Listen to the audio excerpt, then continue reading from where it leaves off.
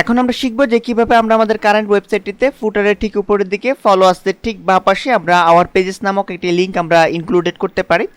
তো আমরা আমাদের প্রিভিয়াস প্রজেক্টে একটু খেয়াল করি। আমাদের প্রিভিয়াস প্রজেক্টে খেয়াল করলে আমরা দেখতে পাবো যে এখানে ফলোয়ার্সের ঠিক বাঁ পাশে আওয়ার পেজেস নামক একটি টাইটেল রয়েছে।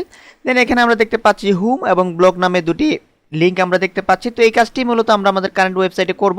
তো এই জন্য প্রয়োজনীয় যে কোডগুলি সেটি আমি অলরেডি নোটপ্যাডে লিখেছি। তো আমি এখন সেটি আপনাদের সাথে একটু ডিসকাস করছি। তো এখান থেকে আমি নোটপ্যাড ওপেন করলাম। তো আমরা এখানে দেখতে পাচ্ছি যে একেবারে শুরুতে আমরা একটি ক্লাস ডিফাইন করেছি COL_W210 নামে। দেন আমরা যে কাজটি করলাম H4 ট্যাগের মধ্যে আমরা আওয়ার পেজেস এই টাইটেলটুকু আমরা ইউজ করলাম।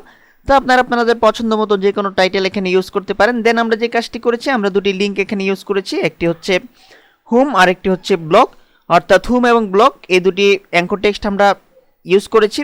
দেন আমরা এখানে যে কাজটি করব, এখানে আমরা নির্দিষ্ট একটি ওয়েবসাইটের ইউআরএল বা কোনো পেজের আমরা ইউআরএল ইউজ করতে পারি। তো সাপোজ আমরা এখানে দিয়ে দিচ্ছি INDEX index.html, যেহেতু আমরা হুম এই অ্যাঙ্কর টেক্সটটি এখানে ইউজ করেছি, এই কারণে আমরা index.html এখানে দিয়ে দিলাম। তো ব্লগের ক্ষেত্রেও ঠিক একই, আপনারা যে কোনো পেজ বা যে কোনো ওয়েবসাইটের ইউআরএল এখানে ইউজ করতে পারেন। দেন আমরা ডিপ ক্লোজ করলাম। তো এখন এখান থেকে এই কোডটুকু আমরা কপি করছি।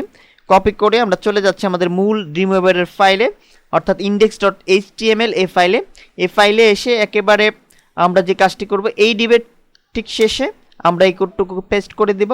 আমরা এখানে পেস্ট করলাম। তো আমরা দেখতে পাচ্ছি যে অলরেডি পেস্টিং হয়েছে। তো এখন আমরা সেভ করছি ফাইলটিকে।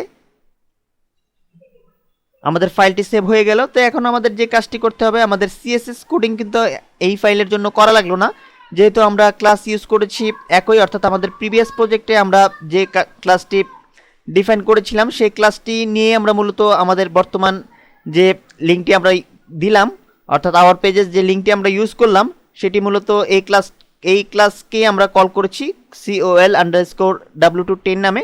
এই কারণে আমাদের CSS কোডিংয়ের কোনো প্রয়োজন পড়লো না। তো আমরা চলে যাচ্ছি index.html এই ফাইলে এসে এখন এই ফাইলটিকে পুনরায় আবার আমরা একটু সেভ করলাম। সেভ করে আমরা এক্সিকিউট করছি। তো আমরা দেখতে পাচ্ছি যে আমাদের ফাইলটি সাকসেসফুলভাবে এক্সিকিউট হলো। তো এখন আমরা একটু নিচের দিকে চলে আসি। আমরা এখানে দেখতে পাচ্ছি যে আওয়ার পেজেস এই লিঙ্কটি অর্থাৎ এই টাইটেলটি হাইলাইট হচ্ছে খুব চমৎকারভাবে। দেন আমরা দেখতে পাচ্ছি যে হুম এবং ব্লগ এই দুটি টেক্সট কিন্তু এখানে খুব চমৎকারভাবে ডিসপ্লে হচ্ছে।